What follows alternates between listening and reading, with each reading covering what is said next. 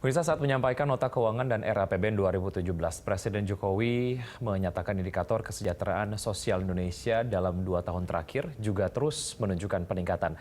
Hal tersebut menurut Presiden terlihat dari berkurangnya angka ketimpangan dan turunnya tingkat pengangguran serta angka kemiskinan.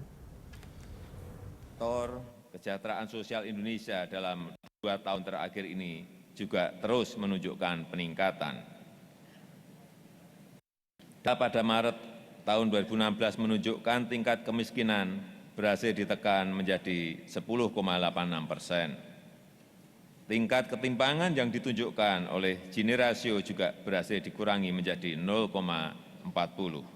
Dan tingkat pengangguran berhasil diturunkan menjadi 5,5%. Sementara indeks pembangunan manusia yang menunjukkan akses masyarakat terhadap sumber ekonomi, pendidikan, dan kesehatan terus mengalami kemajuan hingga mencapai angka 69,55 pada tahun 2015. Pak Andi, sebelum kita menuju ke pemotongan anggaran tadi yang kemudian diperkirakan akan mempengaruhi akselerasi program pengentasan kemiskinan dari Kementerian Sosial, kita ke program Keluarga Harapan ataupun PKH yang menurut beberapa pihak dinilai tidak tepat sasaran. Kita kemudian ingin melihat dari segi pendataannya, yang kemudian sudah dilakukan oleh Kementerian Sosial seperti apa, apakah juga dilakukan cross-check dengan data-data yang kemudian dimiliki oleh lembaga-lembaga lain supaya memang diperoleh angka yang ya itu warga miskin yang nantinya akan mendapatkan bantuan berupa program Keluarga Harapan ini. Ya, jadi kalau masalah data itu kita sudah divalidasi ulang itu di tahun 2015. Kemudian sudah diverifikasi kembali juga oleh Kementerian Sosial. Jadi data yang ada sekarang jauh lebih bagus daripada data sebelum 2015 ya. Karena itu kan data awalnya 2011, oke. Kemudian ada validasi yang dilakukan terus-menerus gitu. Nah, data yang sekarang ini yang challenging kita adalah bagaimana menampung terjadi perubahan dalam ke depan lagi gitu loh. Jadi kan berakhir 2015 kemarin kan Desember gitu loh. Nah, dari Desember sampai sekarang data itu berubah. Gitu. Nah, ini yang challenging kita adalah sekarang bagaimana kita menampung semua perubahan-perubahan itu. Karena dalam Undang-Undang nomor 13 tahun 2011 tentang penanganan fakir miskin yang diberi wewenang untuk mengelola data ini itu adalah Kementerian Sosial, Menteri Sosial gitu loh. Nah, sekarang ini dan yang memasukkan data dari daerah itu adalah kepala daerah, bupati dan wali kota. Nah, sekarang ini kita terus menerima baik wali kota dan bupati meminta data, kita berikan data daerahnya dia yang sesuai dengan basis data terpadu yang kita miliki. Kemudian kita minta feedback balik yang harusnya berubah yang mana, harusnya diperbaiki yang mana. Nah, ini akan ada mekanisme yang sedang kita siapkan, mekanisme updating di mana terus-menerus secara otomatis, bukan lagi project gitu ya. Tetapi memang ada sudah satu mekanisme kerja rutin untuk mengupdate data. Jadi saya sih yakin kalau data ke depan insya Allah semakin hari semakin ada pemutakhiran data yang kemudian akan dilakukan lah ya, mengingat jumlah warga miskinnya juga kemudian turun ya, 500.000 jiwa sekitar. Oke, tadi Anda juga menyebutkan ada program-program yang diprioritaskan, namun kemudian kita juga sayangnya harus ada satu reality check yang kemudian lead kita ke satu kondisi bahwa anggaran untuk Kementerian Sosial di APBNP 2016 dipotong gitu ya, hampir 1 triliun. Berpengaruh terhadap akselerasi program pengentasan kemiskinan? Pasti. Tergantung dari jumlah pemotongan sebetulnya. Karena begini, pada waktu awal kan Bapak Presiden, Menteri sudah Menko sudah menyatakan bahwa bantuan sosial itu tidak dipotong, tetap bantuan sosial. Jadi yang akan disisir itu adalah misalnya belanja, belanja barang atau belanja modal, itu nanti yang mau disisir itu pemotongan gitu. Sedangkan bansos untuk ke masyarakat tidak.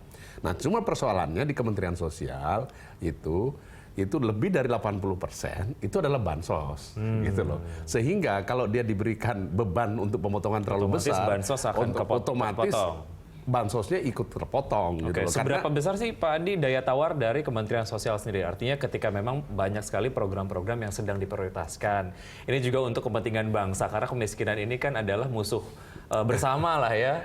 Supaya memang motongnya nggak terlalu banyak. Ya, gitu, memang kita diskusi terus ya. Jadi dalam hal itu kita terus-menerus berdiskusi. Jadi ini ada rencana lah katanya pemotongan lagi sekitar nanti 900-an ya di tempat kita. Tapi kita lihatlah bagaimana hasil terakhir ini karena masih terus kita rapat dan menyisir di anggaran kita, di pak kita, yang mana saja yang bisa dipotong. Karena tentu seperti gaji, memang ini kan nggak mungkin lagi dipotong, atau belanja-belanja yang sudah dijalankan juga, kontrak yang sudah terikat juga nggak bisa dipotong. Jadi ini sedang berjalan, kita sedang menyisir untuk pemotong. Dan mudah-mudahan tidak terlalu banyak bebannya sehingga bansosnya nggak kepotong. Karena kalau bansosnya kepotong berarti itu langsung kena masyarakat, uangnya masyarakat yang akan dia terima itu akan berkurang. Betul. Ya, Pak Andi, kita ke target angka kemiskinan di tahun depan ataupun persentasenya lah ya, antara 9,5 sampai 10,5%. Ini naik sekitar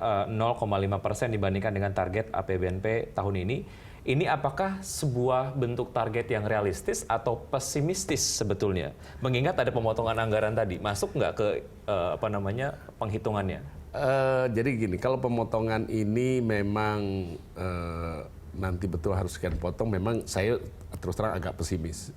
Itu target itu kita bisa capai gitu loh. Tetapi ada satu hal yang kami lakukan terus, itu insya Allah dalam tahun ini dan tahun ke depan itu adalah membuat program itu lebih sharp, lebih tepat sasarannya lebih tinggi gitu loh. Jadi di mana seseorang misalnya yang tadinya dia seharusnya mendapat 3 macam bantuan, ternyata sekarang baru 1. Nah ini yang kita lagi sedang perbaiki datanya supaya benar di akhir tahun atau pembayaran berikutnya di akhir tahun atau tahun 2017 mereka tuh sudah betul-betul dapatkan. Jadi misalnya peserta PKH. Peserta PKH itu kan adalah 11% yang paling bawah gitu loh. Otomatis orang itu selain dia dapat PKH, dia harus dapat juga rastra atau beras miskin itu. Dia juga harusnya dapat KIP atau siswa miskin. Dan dia harusnya pasti itu masuk dalam program BPJS PBI.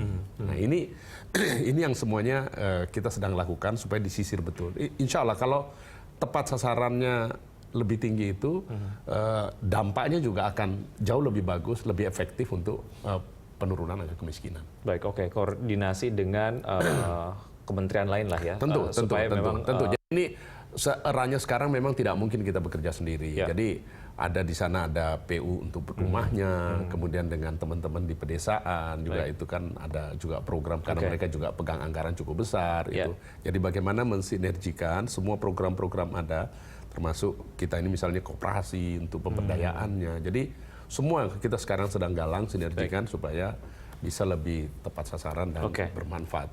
Ya, Pak Andi, kita masih punya satu segmen, kita akan lanjutkan usai jeda. Tetap di Berita 1 TV.